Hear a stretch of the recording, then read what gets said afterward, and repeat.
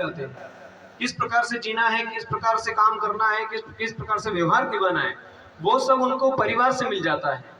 तो हमारे तो घर घर में भगवान की पूजा होती है, हम भगवान का गुणानुवाद करते हैं, तो ये बड़े सौभाग्य की बात है। और हमारा ऐसा गांव है जहाँ पर हमारे गुरुदेव अयोध्या से पधारे, उनके बताया, कल ही बताया गुरुदेव ने कि मैं पड़ोस के गांव में था और विजय भैया ने अनुरोध किया कि हमारे गांव पधारे, दादा ने अनुरोध किया कि यहाँ पर पधारें, और उनकी वजह से मैं उनके प्रेम को देखकर यहाँ आया। तो ये बात बिल्कुल सत्य है। देखो मेरे पास भी बहुत समय नहीं था, मेरे प्रोग्राम थे और भैया का फ़ोन है, तो केवल आपके प्रेम के कारण मैं यहाँ तक आ पाया और आपने मुझे ये अवसर दिया, बहुत बहुत इसके लिए धन्यवाद।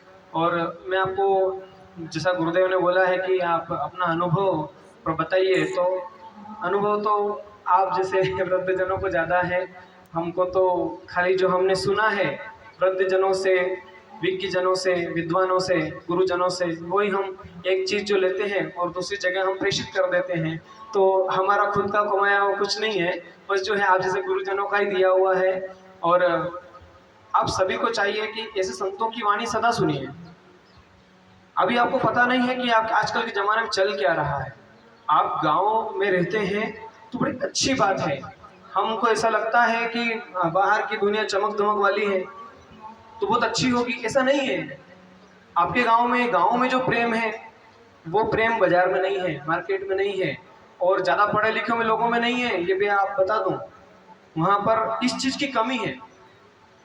यहाँ पर जो हम पड़ोसी को कुछ हो जाए तो पूरा मोहल्ला इकट्ठा हो जाता है। मार्केट में तो कोई किसी को चला भी जाए तो कोई किसी को आजकल ध्यान नहीं देता। मतलब आत्मा अंदर से मरती जा रही है, मतलब जो संवेदनशीलता जो है वो इंसानों में खत्म होती जा रही है। और मुझे ऐसा लगता है कि आज भी वो चीज़ अगर कहीं जिंदा है, जीवित है, तो वो गाँव में है।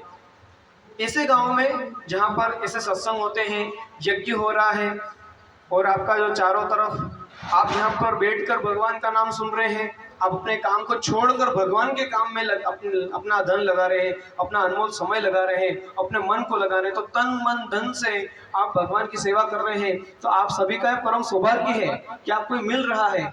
नहीं तो 24 घंटे लोग, भले टाटा, अडानी, बिरला, जो भी कुछ है, वो भगवान को समय नहीं दे पाते। पैसा जरूर दे देंगे, पैसा देना बहुत सरल बात है, परंतु श्रम देना, मन देना बहुत बड़ी बात है।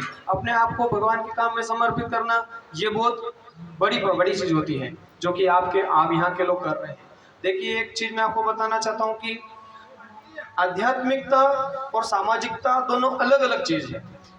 अगर इनकी जगह कोई और यहाँ पर कथा भाषण आता तो उसका इंटेंशन, उसका उनका जो इरादा होता वो अलग प्रकार से होता।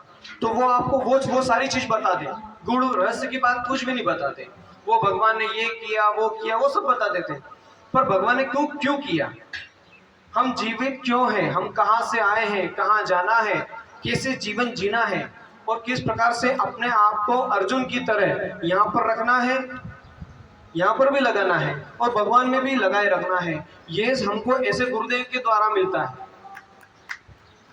दोनों चीज एक साथ कोई नहीं बता सकता, पर हम ऐसे सौभाग्यशाली हैं कि मतलब गुरुदेव के द्वारा हमने ये चीज अंदर की बात सीखी। एक एक अक्षर का अनुवाद करके श्री रामचरितमानस को बताना बहुत बड़ी चीज है। मैं आपको हकीकत बोलता हूँ, ये कथावाचक आप सुनते हैं इधर उधर बहुत सारे प्रवचनकार, परंतु अक्षरशः कि भागवत, श्रीमद् भागवत का एक एक श्लोक के एक एक अक्षर का मतलब क्या है किसी को नहीं आता।